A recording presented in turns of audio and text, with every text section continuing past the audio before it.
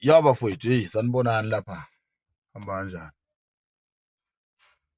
Manini, senginikhumbulile phela mina la. Ngifuna sikhulume manje. Nginikhumbula impela. Eh, indaba engifuna sikhulume ngayo bafowethu, hey. Ngithi nje rest in peace kubo bonke abantu abasilahlekele lesikhathi lesi samanje. Kodwa manje into ebuhlungu kakhulu bafowethu, ayikho into ebuhlungu njengokuthi kushone abantu ababili emndenini. Okuyibona abantu okumele ukuthi babambe, okuyibona abantu okumele babambe iqhaza emndenini, okuyibona abantu ababambe iqhaza. Yabo? Yabona ukushona kamama kaMampintsha bafowethu, eyi ibuhlungu le ndaba, ibuhlungu kakhulu kakhulu kakhulu. Kodwa manje iyodwa into enginyanyisayo kule nto. Iyodwa ukuthi kunabantu abagiya ngethambo. Yazi bafowethu, akugiywa nje ngethambo, akudlalwa. Akudlalelwa ekufeni, ngamane udlale ngemali. Awudlaleli ekufeni. Ibuhlungu kakhulu le nto leyo. Ngamane udlale mhlambe ngiyangazi ngobuthakathi, uthakathana nezihlahla. Yabo nje I think in 2 weeks ngikhipha ividiyo ngithi mina ngicela ninginikeze 1 year ubone ukuthi u-episode uzobe njani. Namanje ngisasho. Inkulu le ndaba bafowethu, akudlalwa. Uma umuntu edlule emhlabeni ebopha inhliziyo, akekho umzali wakwajabula abantu begiya ngethambo kufa ingane yakhe, kushona ingane yakhe. Ngizokhuluma nje bafowethu kanje.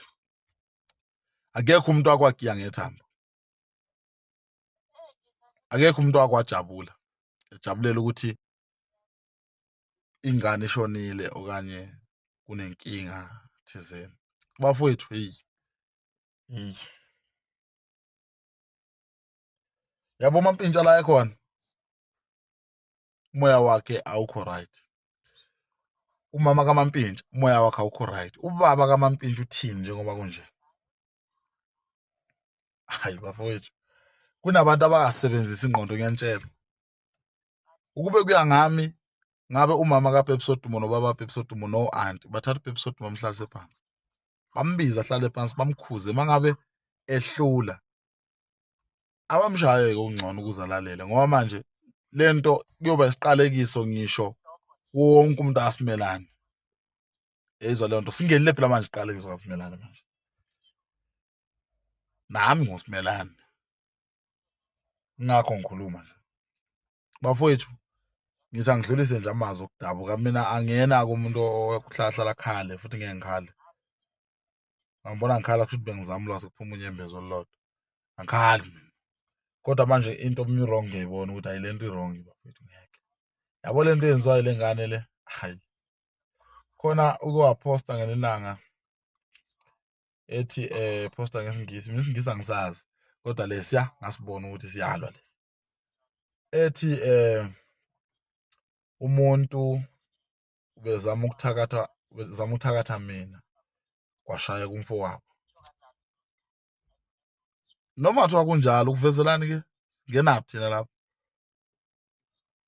Singenaphi? Eyi bafowethu ngeke, eyi. Hhayi bafowethu ngeke.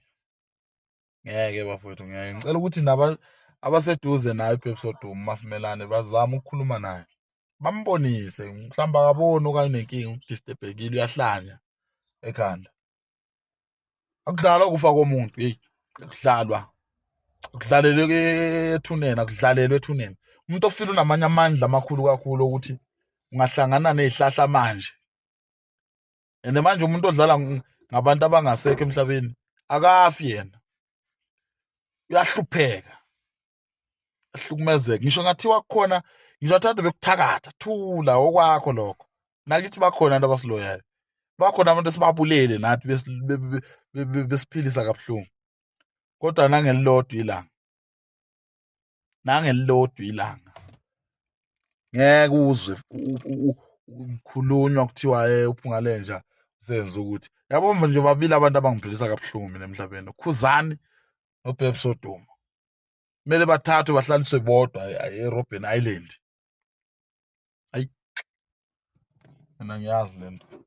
Angiyazi. Ngiyabonga bafowethu, ngisazonigiva nje.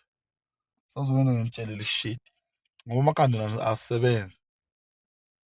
Ingqondo zenu nicabanga ngengqondo ze-chicken. Cabanga kanjani ngengqondo ze-braai pack? Uwumuntu uphila? Hayi bafowethu ngeke. Yabo nje uma kuwukuthi usahamba nobhebhi Wodumo useke. Hawe, ikhanda lakho ligcwele amanzi. Cabanga ngezinqa. Uthatha ikhanda ingqondo wafaka ey'nqeni. Shit.